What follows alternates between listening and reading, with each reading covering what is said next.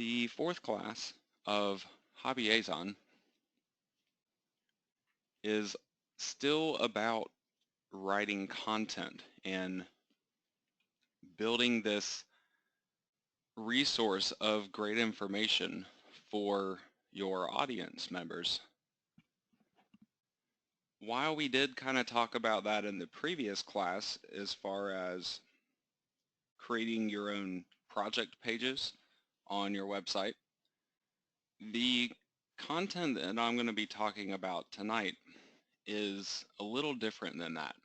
It's essentially anything else that you can think of for your hobby that you might want to share that you also believe that your audience would make use of. This can really span a wide variety of different things. I'm going to be talking to you about a number of these that I have specifically found useful and should also apply to a lot of other hobbies. But then if you can come up with something else on your own that you believe is relevant to your hobby that is not covered in this class, by all means, provide that kind of content on your website. So with that said, this second phase of the content planning and creation process will be covering simply any remaining hobby topics that are of interest to your audience.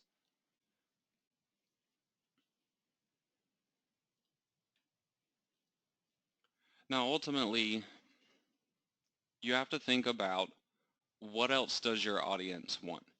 Besides being taught how to do different kinds of projects within your hobby, what other kinds of things are they looking for? You probably have a pretty good idea of what this is at this point in the process, especially if you have been following along and doing all of the research aspects that we've been talking about and following along with your actual Facebook group if you have one built by this point. So you probably have a good idea of what this is. If needed, you can still go out and do research just like we have done in previous classes to try to find this type of information. You can also simply think about what you do in your own life. What do you do for your hobby? All of these different products that you use, all of the activities that you're engaged in. If your hobby involves creating something or growing something, such as my hobby, you can even document that process and share your creations with other people. Ultimately, any kind of additional content that you do decide to create, though, whenever possible, try to make sure you are including other media and also in-depth information. So the media is going to be things like pictures and videos. With the in-depth information, in general, these particular pages might be considerably shorter than your really in-depth project tutorials that you were doing from the previous class. However, when it's appropriate, still make sure that you are including good, useful information here with this additional content. Another thing to consider is timing. As I go through and talk about a number of the different kinds of these additional hobby content topics that you could potentially cover on your site, and you start to come up with a list of possibilities for these different things, you don't have to cover all of this stuff all at once. You don't have to have all of this content created before you actually publish a site, before you start sharing it with your audience. this really gives you kind of a long-term perspective on what you could potentially do with this website. It also does not mean that you have to do everything that you can think of. Your site can certainly have a focus on a couple of different areas within your hobby. If you have a really defined hobby that ultimately is not going to have a ton of information about it, you might decide to try to cover everything. Or maybe you're just that into the hobby that you think over the course of time that you could potentially provide a wide range of information about that hobby. For my hobby,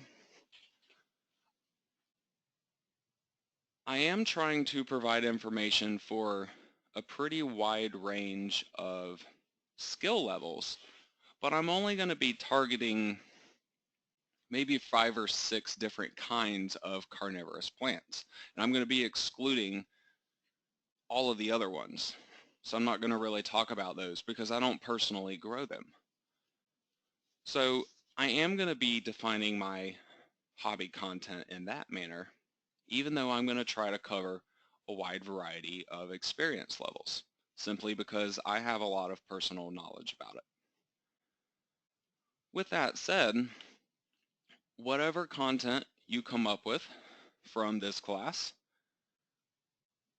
think about what might have the most impact on your audience in the very beginning, or even simply what kind of content you think you could easily produce initially. You might have pictures lying around already from certain things that you've done in your hobby in the past.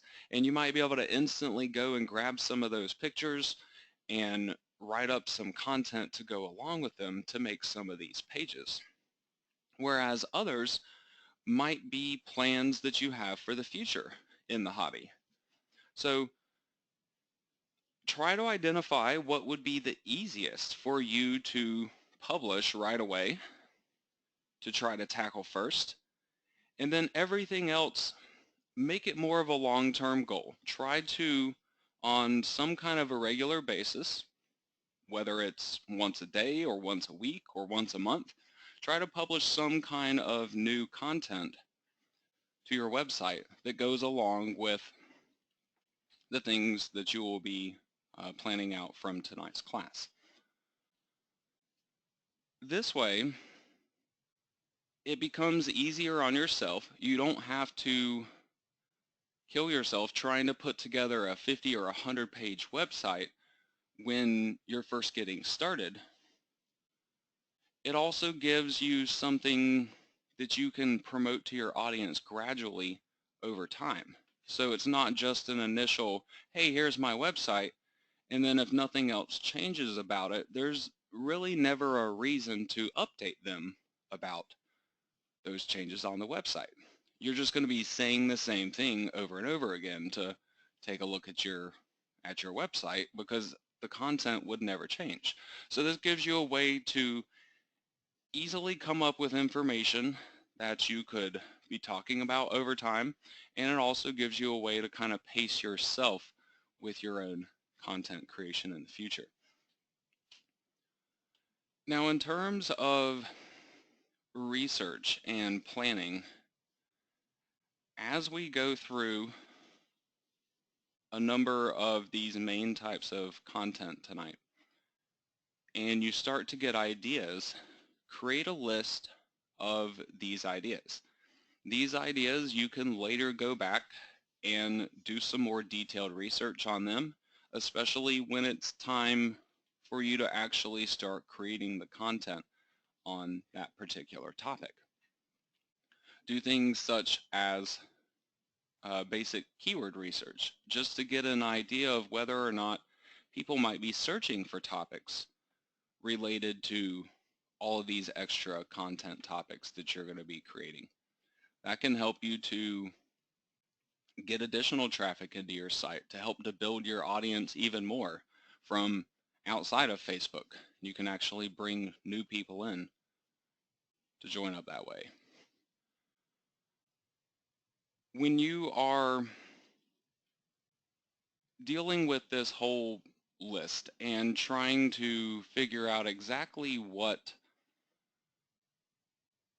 you want to be writing about or what is worth covering, you don't have to find search engine traffic related to every single topic that you possibly want to cover. However, if you can find good search engine traffic behind a particular topic, it might be worth a little extra focus on your site. You might want to write a more in-depth article about it. You might want to try to provide some extra media beyond what you might normally provide on some of your other pages. Now, you have all likely seen, if you have tried to do any kind of Google keyword research on the keyword planner in recent months, that they have changed it to where you actually cannot easily see the keyword data anymore, or at least the search volume anymore. For example, I'll type in a carnivorous plant related term here, just so you can see what I'm referring to. Instead of giving you an exact number, it now tells you a range for the traffic. In a lot of cases, this might be sufficient for these hobby-related websites. You don't have to know exactly how much traffic is going through one of these keywords, as long as you know that there is traffic going through a keyword that you're trying to target on a page. However, there are some ways to kind of get around this. For example, Google has this little notice up here talking about this change, saying that you can get a more detailed view from setting up and running a campaign. Now, I don't typically use Google AdWords. Whenever I do any kind of advertising, really, it's typically on Facebook. So I don't really have an AdWords account established that I can do something like that with to find out exactly what kind of information they might provide. I even attempted to run a campaign at a pretty low cost and put a very low bid on it just simply to have an active campaign. Even though they tell you to just simply set up and run a campaign, it's not actually that simple. Even if it's a campaign that's attracting some clicks on it, it almost seems like they're going to be tracking, the volume that you are doing in ads, or possibly the spin that you are giving, and maybe then they would provide you some kind of more accurate information. I also believe that that information is going to be throttled to a certain number of searches on a daily basis. So for those reasons, even with an AdWords account where you're spending a decent amount of money, you're probably never going to see the information that you used to be able to see in the Google Keyword Planner. However, like I mentioned before, there are actually a couple of ways that you can go about finding more detailed information in terms of the number of searches that are taking place on these keywords, despite Google's attempts to try to shut down this type of information. One of them is through this main keyword searching page. You can see over here on the side it says add to plan. I can click on that and add it to my plan. Number one, based on the bid amount that I provide here, it's going to estimate a number of clicks that I'm going to receive. This would be based on the position that a paid advertisement might be put into. However, clicks does not relate to the average monthly searches. It's really just going to be a small percentage of this actual search count that would translate into clicks. You can go into more detail and, for example, review your plan here. Once you have a bid amount entered in, it will also show you down below clicks and impressions. So this does get into much more specific information. You can see I do get a very specific number of impressions for this particular search, but it's still not necessarily going to perfectly match up with the information you're seeing in the keyword planner. I believe this keyword just a second ago was showing us 10,000 to 100,000, and here the impressions is no more than 4,000. So this could be because Google will not always show your ad for every single search that's going to take place. Actually, in my case here, it's, I believe, because of the targeting. I'm targeting the US here. On the previous one, I believe that was just set up general. Okay, here we go. Here's a more accurate picture now. So worldwide, there's between 10 and 12,500 impressions. Here it actually tries to give me a more specific number, 11,368, and that does indeed land me within the 10,000 to 100,000 range. So there's one way to go about getting your impressions, and you can see based on the statement at the top of my page here that I definitely do not have an active AdWords account. I'm not running any kind of active campaigns to be able to get this type of information. I'm just doing essentially estimates on a potential campaign, but they don't require you to have billing information or anything like that set up to actually accomplish this type of thing. Now, the other way to go about getting keyword data nowadays is through setting up a campaign. However, you don't have to actually run the campaign. Get started by just clicking on campaigns at the top to get to your campaign page. I like to set it up as just search network only because that's really the only thing I'm trying to go for.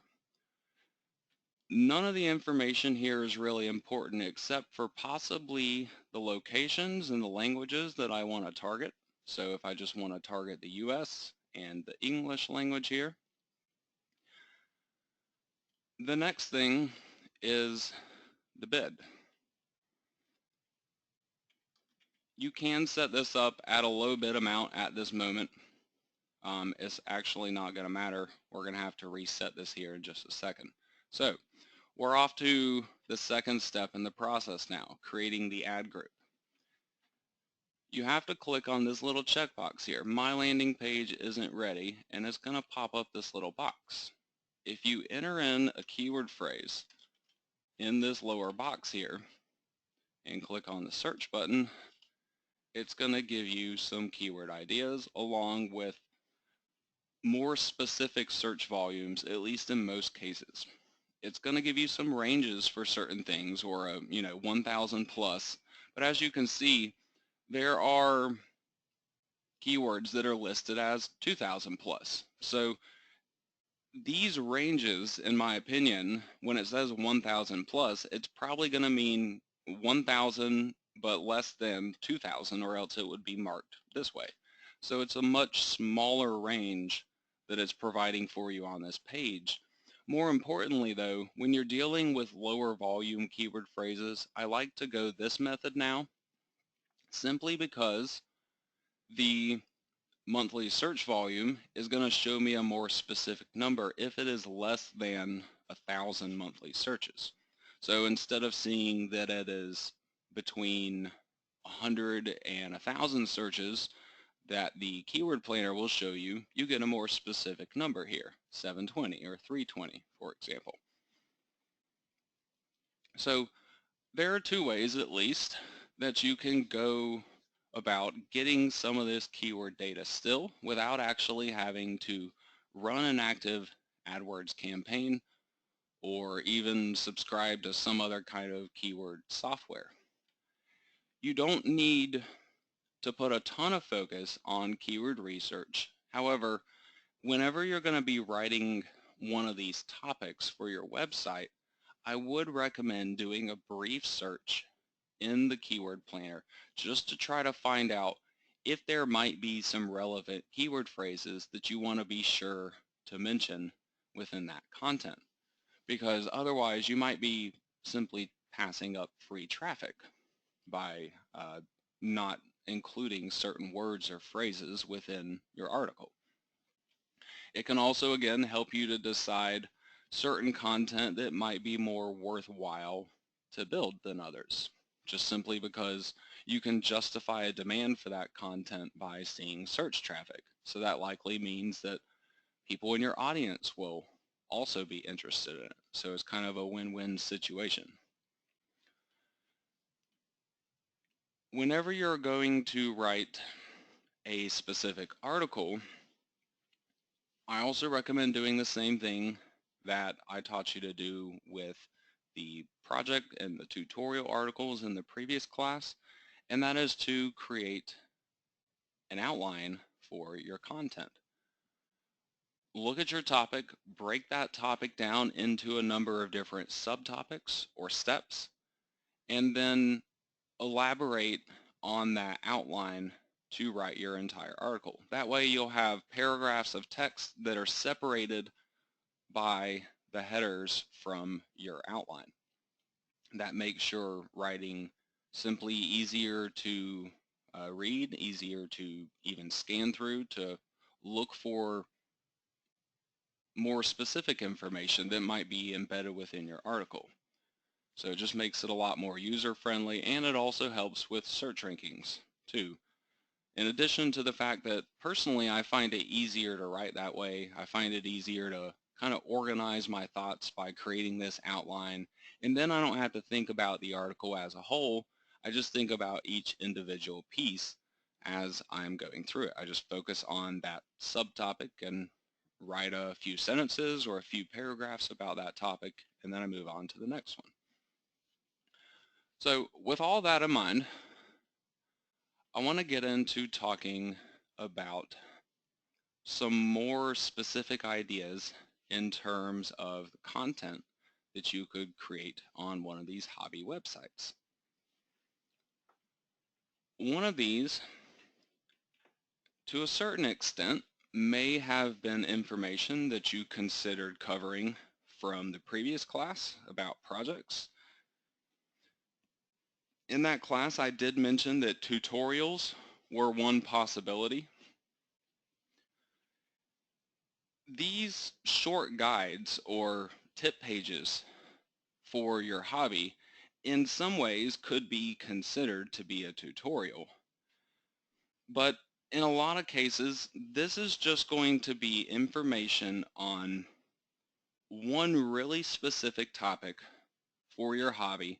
It will likely have a very specific audience that would actually be interested in this kind of information. So it's likely not going to be as in-depth as a full-blown tutorial may be. However, I still find this information to be just as useful, maybe even more so, especially for people that are more beginners in the hobby. Now that's also one thing to consider is, who is this information for? Are you providing the information that's needed for your target audience? Are you covering all of the different skill levels that you want to be targeting? If you're not really specifying, if you're just targeting the hobby in general, then you're likely going to want to have an area on your website at least that breaks down this content into a couple different skill levels so people can more easily get to the information that's actually going to be helpful to them. So definitely consider that, what the skill level might be of your audience, and also what the skill level might be of the content that you are trying to create.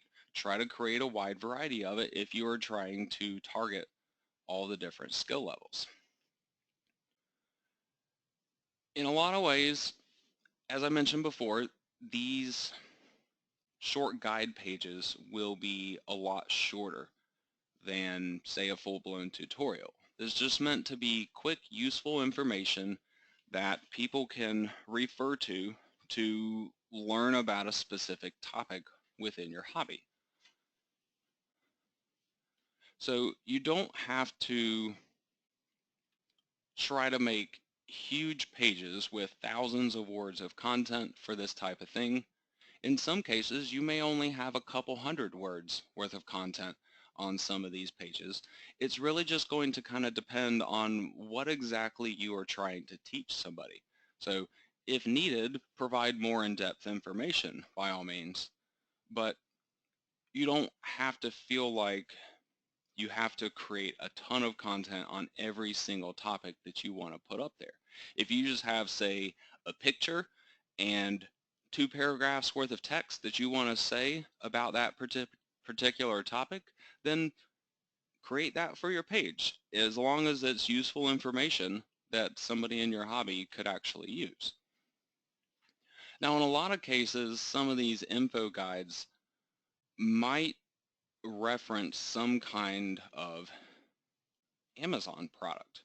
Maybe you are doing something within your hobby and using a specific product as part of one of these guides.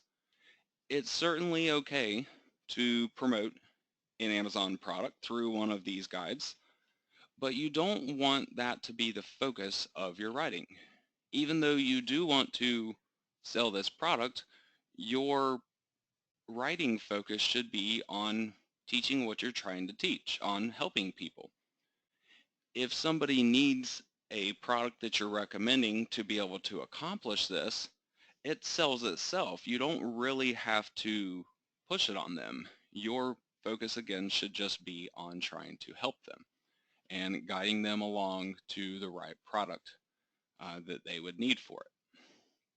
So with that said, I want to give you a bit of an idea of what I'm referring to here, a bit of a reference to my actual hobby and some kind of content that I could create that is something I'd consider to be one of these short guides or one of these tip pages or something like that. With carnivorous plants, one of the main things about growing them is the quality of the water.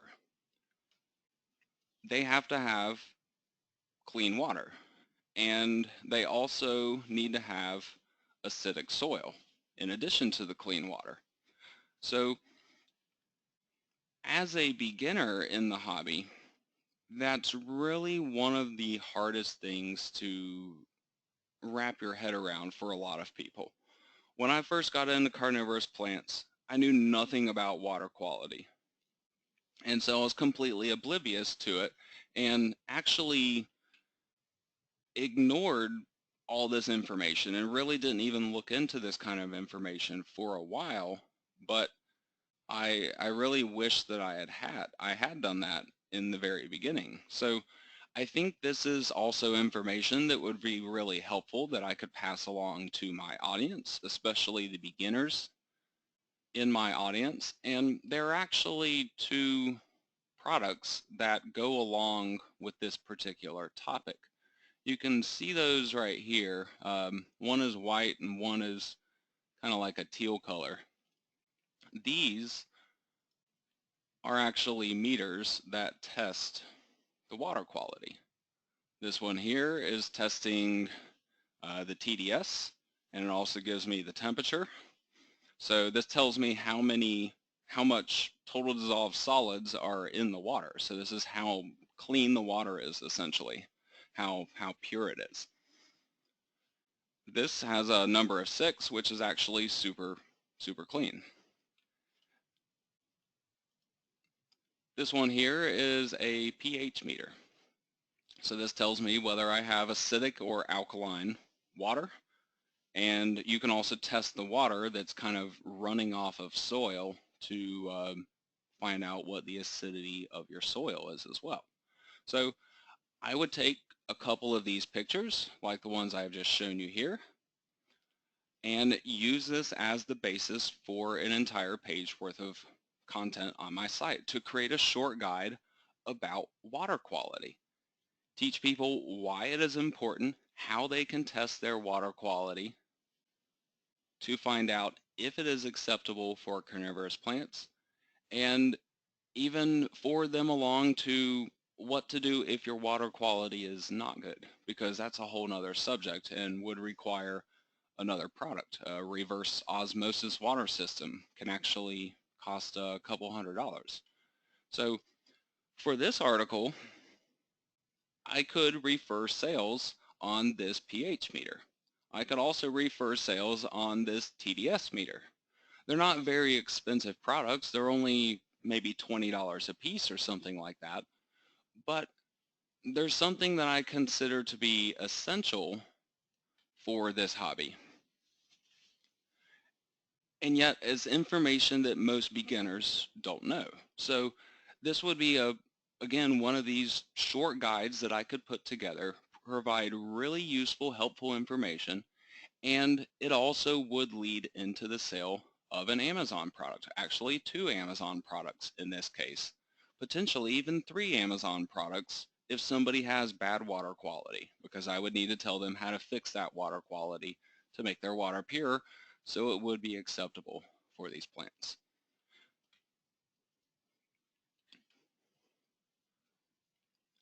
Now, another thing to consider for this extra hobby content, and you definitely don't want this to be the main focus of your website, but it is okay if you want to have at least some product recommendation pages on your site where you have a standalone page on your website that is completely dedicated to one specific product, or maybe a couple of products that have some kind of direct relation. Maybe they're used together or something like that.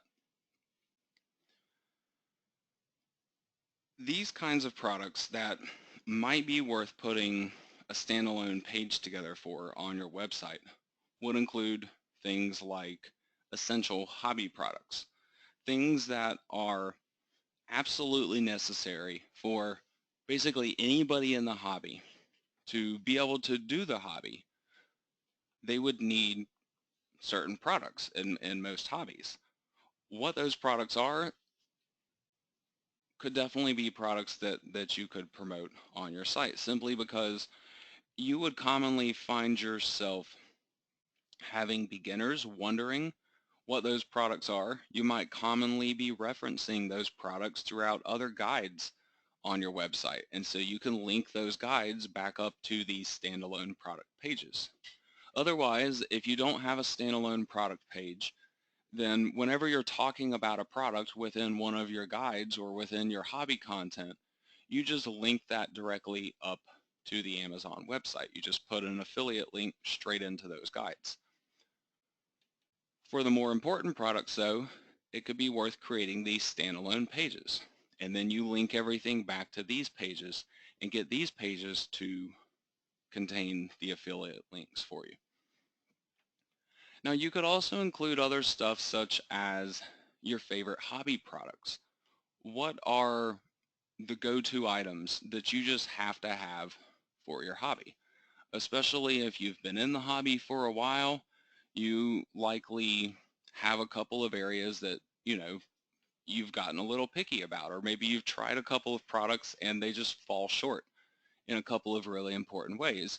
And so, you know, you have a couple of certain products that are just like, you have to have these.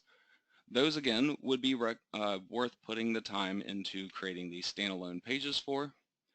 We'll get into talking about how these pages are actually created, how all this content is actually put into our website in the following class. So for now, the whole idea here is simply to get some of your initial content written and to have plans for the future on content that you could add over the course of time.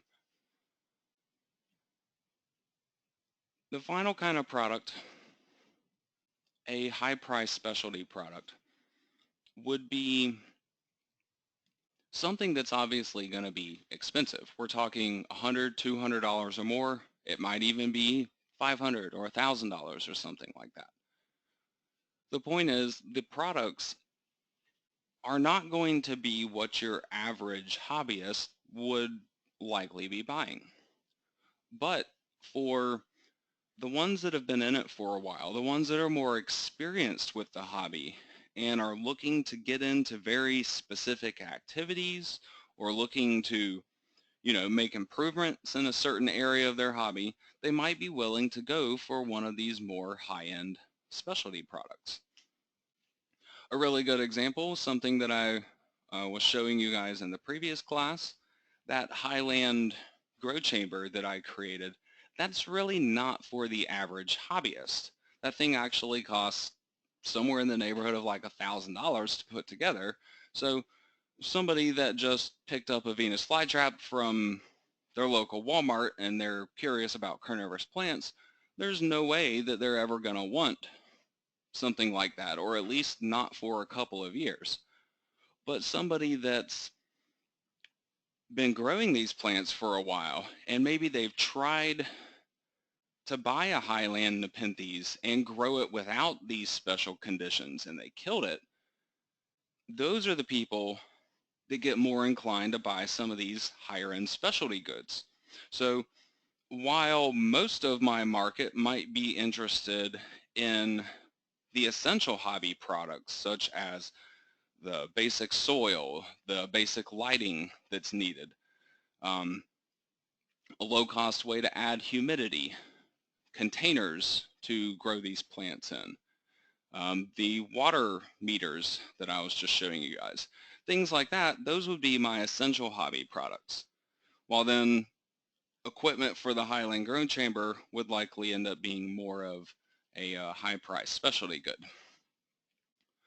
So these more specialty items, while they're not likely to sell on a regular basis, when they do sell, you're going to get some pretty decent commissions for them simply because the prices.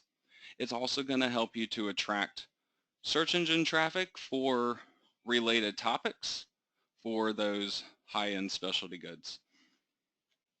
So it's worth having this kind of stuff on your website.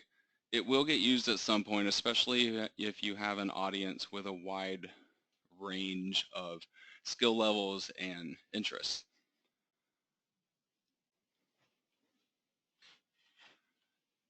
Now another thing to think about, and this may not apply to every single hobby that's out there, but it will apply to a decent number of them, and that is your personal hobby inventory or your collection. For some hobbies, you don't really collect anything. For other hobbies like mine, for example, you do collect something. And in fact, what I'm collecting, it's alive. So not only do I have a collection that I can show people that they're actually interested in seeing, but on top of that, my collection is going to change over time. And so for a hobby like that, it makes it really easy to get your own content because people like to see essentially time progression on the things that you've been doing in your hobby, if it's possible to do it that way. Even if you collect something like stamps, for example, that's never going to change. You either own it or you don't. You can still take pictures of them. You can still write out content about them. So it doesn't just have to apply to plants. This can apply to any hobby, ultimately, that you collect something for. People will still want to go and check out this information. People will still be curious about, the things that you have, especially if you might have some things that, the average person doesn't have, or even that just the beginner doesn't have. Even if you have very basic stuff, you still have beginners that are going to be interested in checking out that kind of stuff. So share what you own. Whatever you personally own for your hobby, take pictures of that stuff, write up content about those items, create individual pages on your website about each of them. Whenever possible, you do want to come up with a name that you can apply to this. If there is any kind of a recognized name that other people in your hobby would know an item in your collection by, you definitely want to be identifying it in that way. That way, it's easier to find in your website content.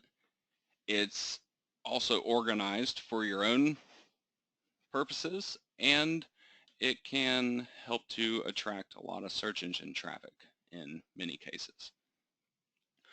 For example,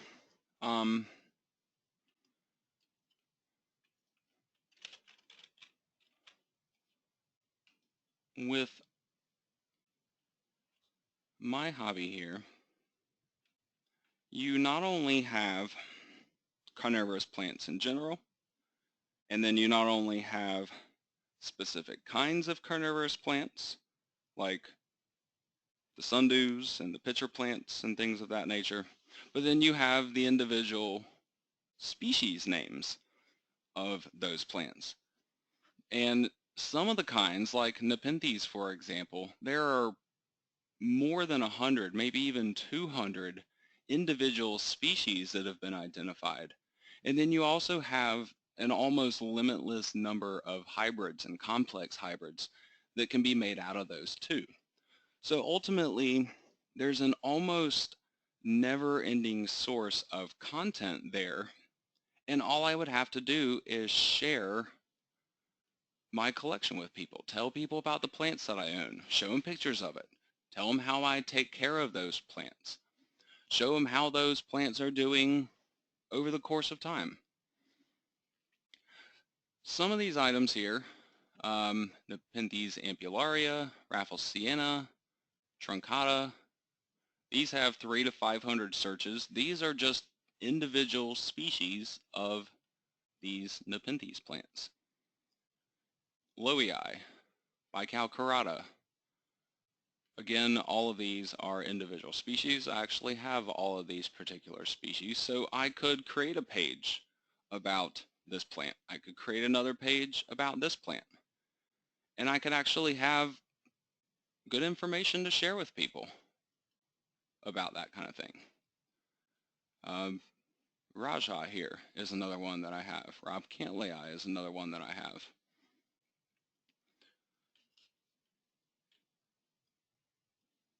I also happen to have kind of my own content on this stuff already. I already take pictures of some of my plants over the course of time. I have pictures of carnivorous plants spanning back a decade or something like that. So I can go back into my library of all these images that I already have on hand and all this personal information that I already have on hand, and I can actually easily write up content about this kind of stuff and show a picture of, say, a Nepenthes hamata, and then provide some content about it. Tell people how I care for this plant.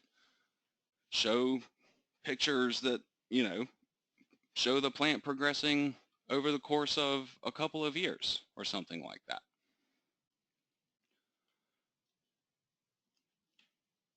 Again, this is just an example of how this would work out for my particular hobby, the kind of content that I am planning on putting on my own hobby website, edencps.com. And hopefully this would help to give you some ideas for your own content.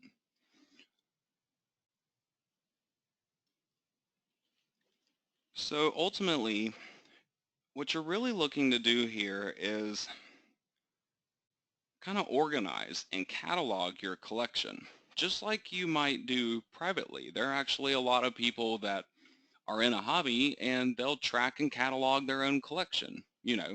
What the item is, when they bought it, where they bought it from, how much they paid, some information, that they want to remember about that particular item. A lot of people might just simply have like a spreadsheet or something where they would keep track of stuff like that. Again, this would really be more applicable if your hobby involves collecting some type of item. So if this applies to you, that's really what you're looking to do, but you just want to do it on your website. And then if it applies to you, put ongoing updates in there as well. For my plants, this would be the progression of the plants over time. I could show a picture of a plant now, I could go back a year from now and post another picture of that exact same plant on that page of my website and try to keep doing that same thing year after year.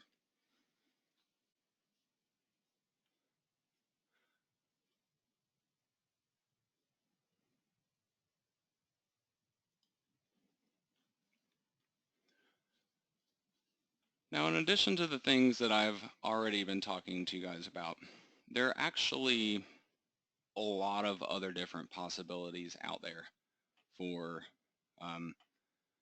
additional kinds of hobby content that you could create besides the tutorials and projects that we were talking about in the previous class. Here are some examples of these. I'm going to talk to you about these in a little more detail, but again, as I mentioned at the beginning of this class, if you can think of other stuff that specifically applies to your hobby that I have not actually talked about in this class, as long as you think that your audience would be interested in that information, or if you can find keyword traffic for that information. And it's quite okay to create content just for your audience some of the time. But at least every now and again, you do want to try to make sure that you have some keyword traffic to back this stuff up. So the first of these is a hobby activity, essentially anything that you do in the hobby. Some of these things may have applied to the previous lesson talking about tutorials.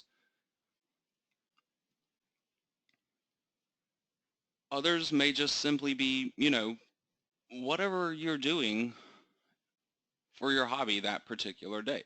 You could essentially create like a little section of your site that's like a blog, and you just talk about what you do each day. You show people what you're doing in your hobby for that particular day. People like to follow along with that kind of stuff.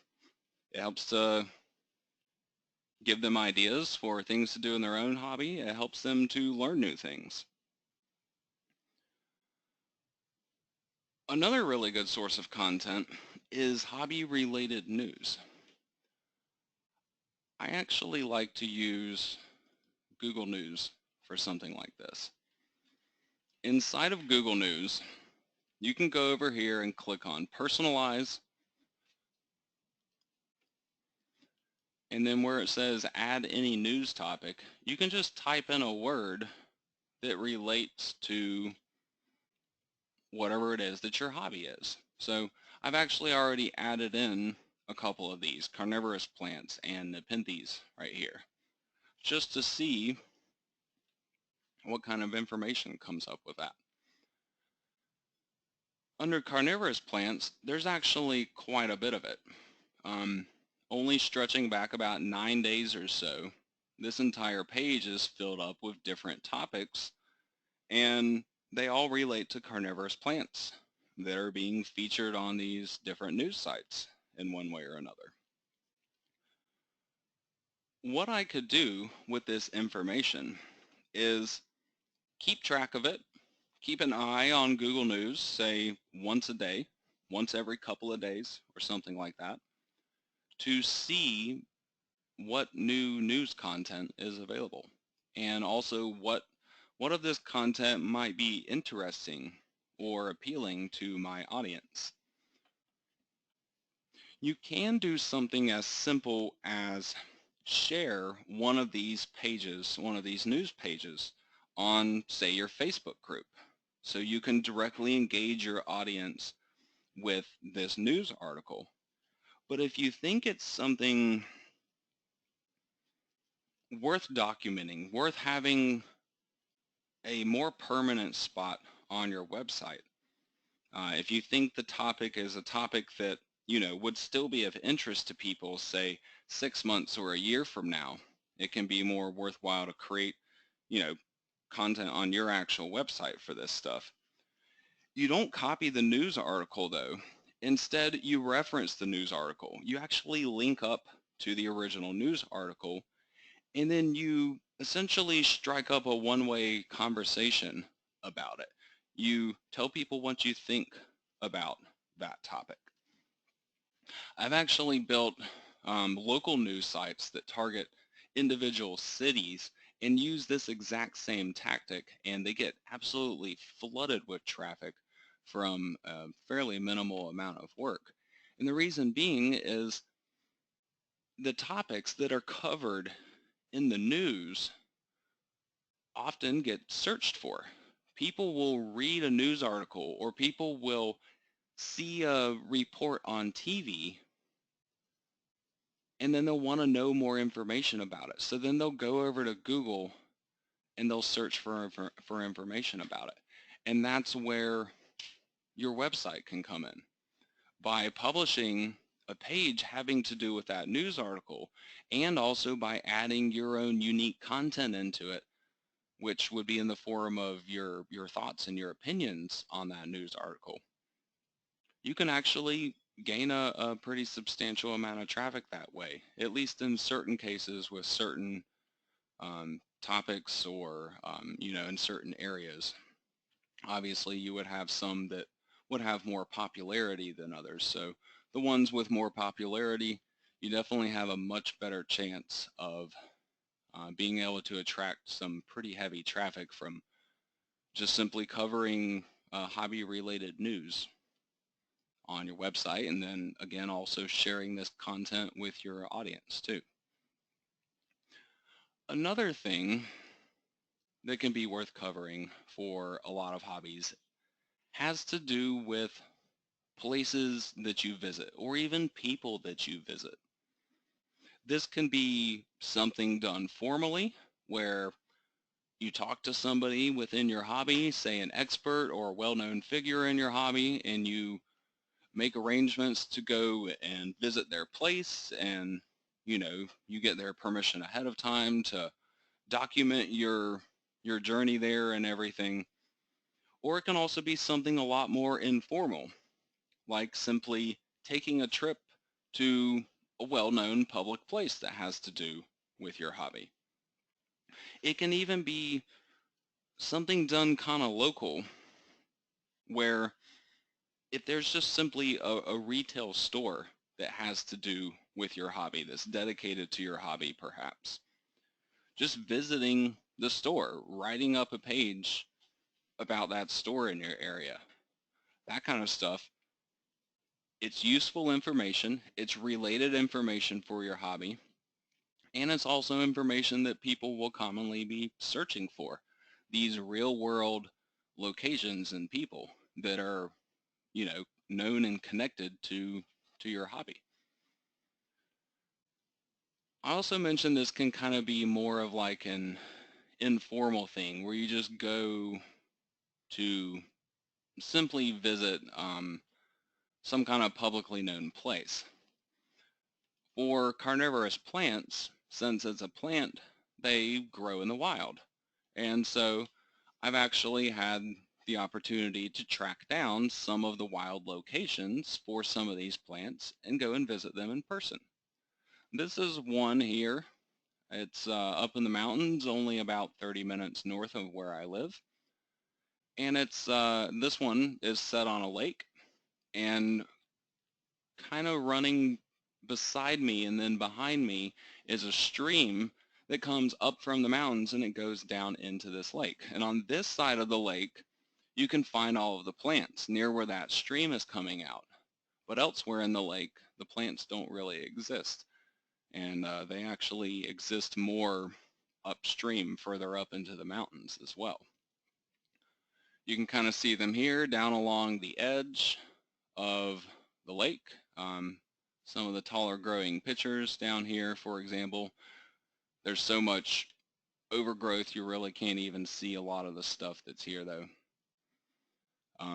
Some of the mosses, and there's some sundews and things like that in here. So all of these are pictures from a local trip that I made. Didn't cost me but maybe $10 in gas money or something like that to make this trip. And, I document some pictures for it, and then I can go and cover information about this visit on my website. That's actually where I shot the pictures of these tests with the water meters. These are actually tests from the wild, from real locations. So I can show people what these plants are actually getting, and maybe even more importantly, why they might not grow in certain areas. I went on the other side of the lake, the place where there weren't any plants. I figured it's connected to the same water system. They should have, why aren't they growing over there? So I tested the water. The quality was the same. The temperature was almost 20 degrees higher sitting in the lake than it was the water that was coming out of the mountain stream. So they're obviously a little temperature picky. They probably like their roots staying cool. Information like this is really important to people that are trying to grow these plants. They're trying to mimic the natural habitat of them as much as they can. I mentioned further upstream, up in the mountains, that these plants still exist up there. This one's actually growing just in a little patch of soil that's collected on this rock over time, right in the middle of the stream basically.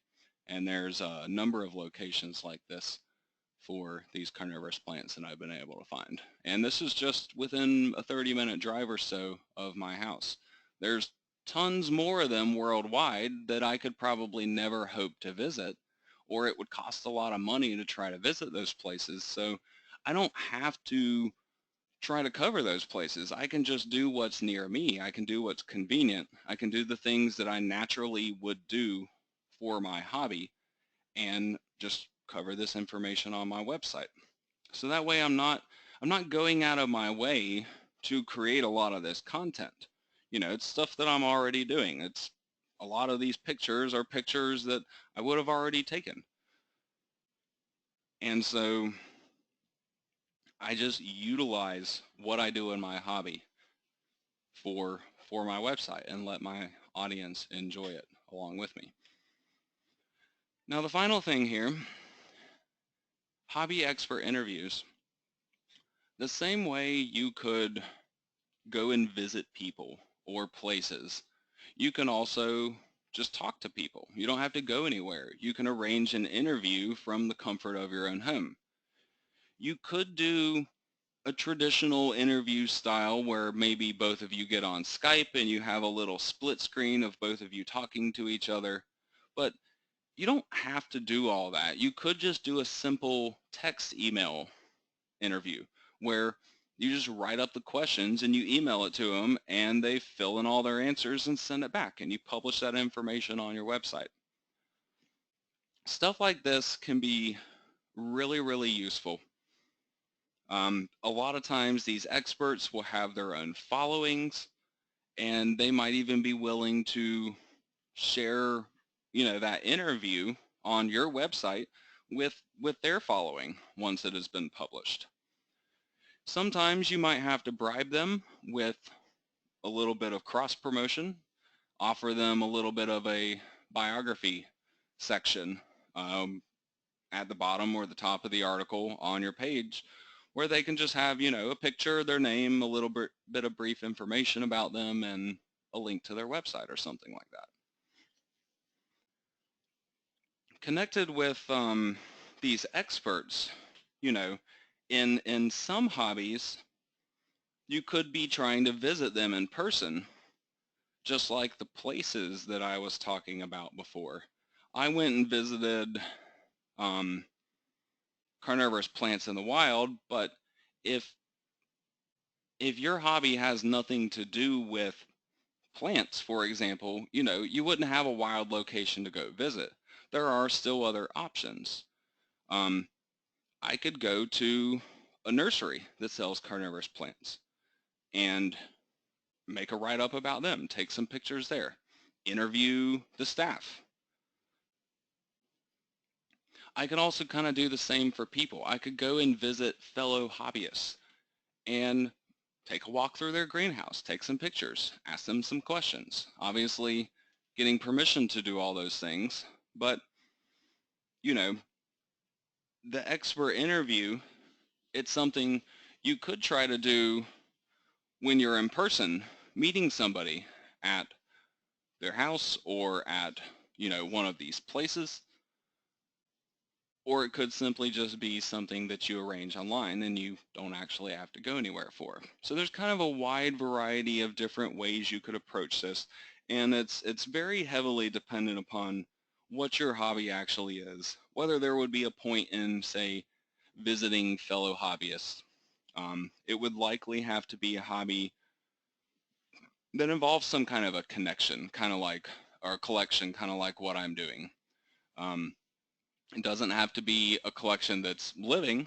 It could be going to visit somebody that, has a stamp collection just like yours, and you're going to go and check it out and take some pictures of some of the special stuff that he has and, ask him some questions. And at least in the carnivorous plant community, people kind of do that stuff already, just for the fun of it. A lot of times you don't know anyone around you that actually grows these plants, and so you might find some people that live, in the state next to you, and you go and take a trip to go see their greenhouse to see the plants that they have. Maybe over the last 10 years or something, I've probably had 20 or 30 people that I ended up having out to my place and showed them all of my plants and things of that nature. So it's something that I've personally engaged in my hobby. I believe it would go on and take place in other hobbies as well. But again, it's kind of more about whether there would be a point to doing that type of thing or not. So all of these different ideas combined, these are the different ways that you could possibly go about creating this content, at least the ones that both apply to my hobby and may also be general ideas that could potentially apply to any hobby out there. But as I mentioned already, if you can come up with something else that you feel like is relevant for your hobby, by all means, make sure you are still covering that. Don't ignore it just because I didn't mention it in this particular class here. So essentially, you want to go through this hobby creation process, this content creation process, as frequently as you really want to. I'd recommend doing it at least a couple of times before you actually launch your site to the public, so you can have at least a few different pages of content available for people to go and check out. So you don't have just a bare bones empty website. And then you can plan some other topics to address over the course of time as you're progressing. You can certainly get to the point where you just stop your work on the website and say, okay, I feel like I have enough content now to cover the different things that I am trying to target, the different types of audiences that I'm trying to target with it, especially once you're happy with the traffic that you're receiving, especially if you are receiving search engine traffic on a regular basis. And especially if you're able to refer sales, you can certainly get to a point where you decide, okay, I'm done creating content on this website. But then in other hobbies, and just depending on your personal taste or your involvement in the hobby, this also is a kind of website that you could continue indefinitely, but don't feel like you have to if that's not the kind of website you're really looking to create. If you're looking to set a certain number of pages, and once you hit that, you're done with the actual website creation part, and you just want to worry about marketing it, that's quite okay. Just figure out the different audiences that you're trying to go after and the different content that you want to provide, and just make sure that your plans are going to be enough to simply call it quits at the end of those plans. I also recommend using just simply a notepad for a lot of this stuff. When you're researching and planning out all of these things, I would just pull out a simple notepad and start taking some notes. I have a number of different growing techniques that I believe would be worthwhile sharing with people. I have natural habitats that I have visited and or plan to visit in the future that I believe would be worth showing to people. I also have different people that I have visited and taken pictures of their setup and even asked questions to some of these people, or even nurseries. I would probably add that in because a lot of times some of these individual people that I would visit, they were technically a nursery. They would also sell some of their plants. I would also have a section on the different individual plants. So I would have different species. And then within each of these main topics, these main sections of my website, I would definitely have a number of subtopics, if you will, standalone pages that each talk about a very specific subject. I could have a different section on different kinds of plants in terms of like the genus that I wanted to cover, and then within each of those I could even have all the different species that I wanted to cover.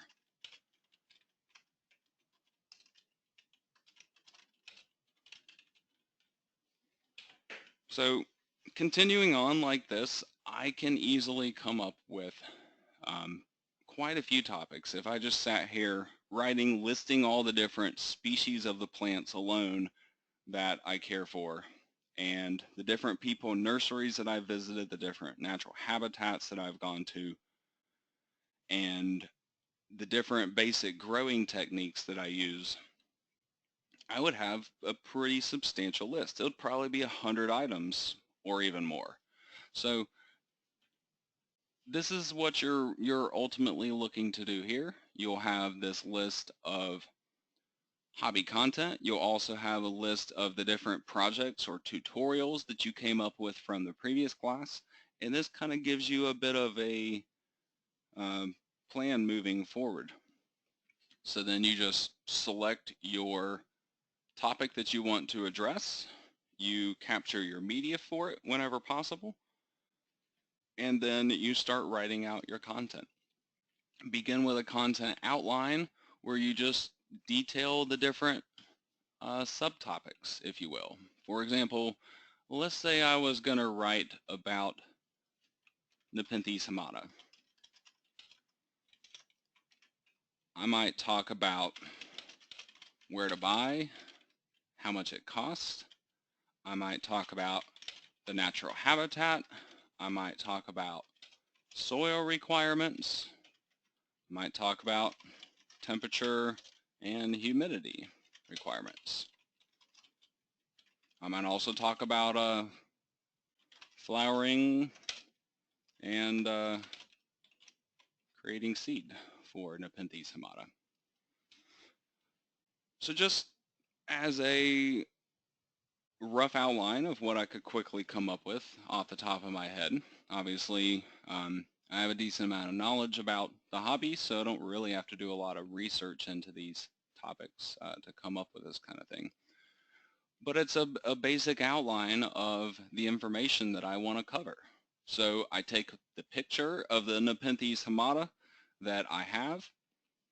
Over the course of time, I could even build onto it and give people dates for the different pictures that I've taken. And then I just write out information about, where I got the plant.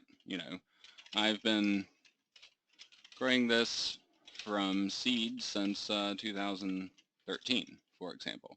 I could even talk about where the seed came from, what I paid for it, what the plant value might be at now that it's grown up 3 years or something like that. I can talk about where these plants come from. So, I just continue on through this content outline, writing my content into it, whatever is appropriate for it. It might be a couple of sentences, it might be 3 or 4 paragraphs worth of content that I would put under each of these outline items.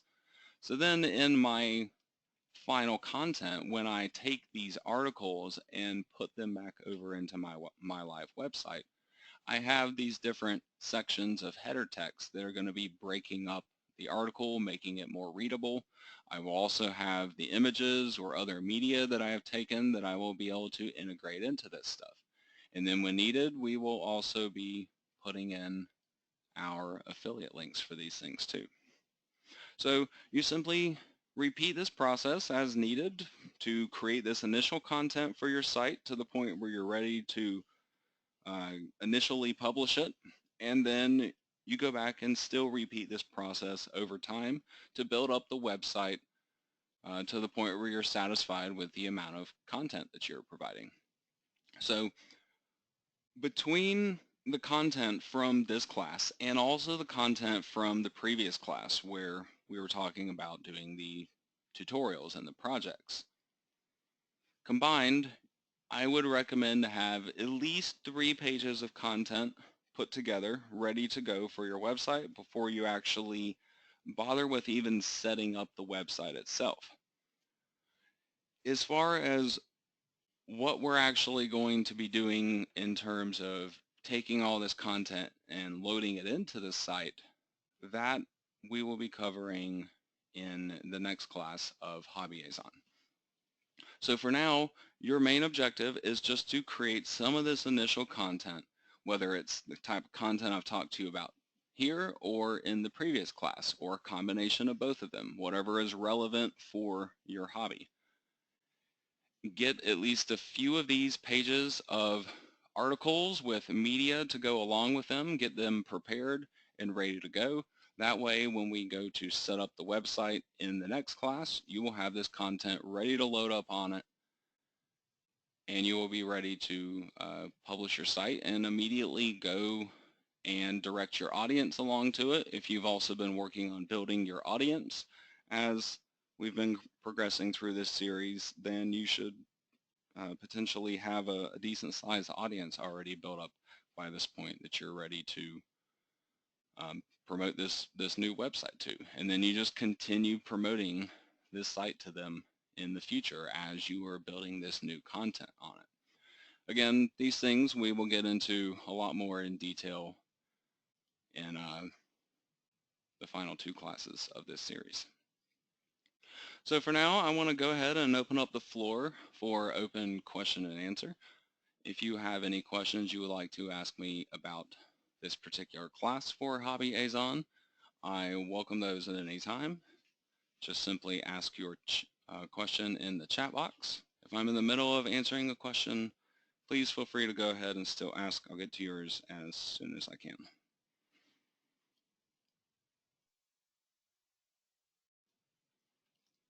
The next class is going to be held on November the 8th. That will be a Tuesday, 2 weeks from today at 7 p.m. Eastern Standard Time. The next class, class number 5, is going to be likely a longer class. There's maybe even a possibility, I'm debating splitting it up into 2 separate classes even, just to make it a little easier to digest, because essentially what we're going to be doing in the next class is building the entire website. So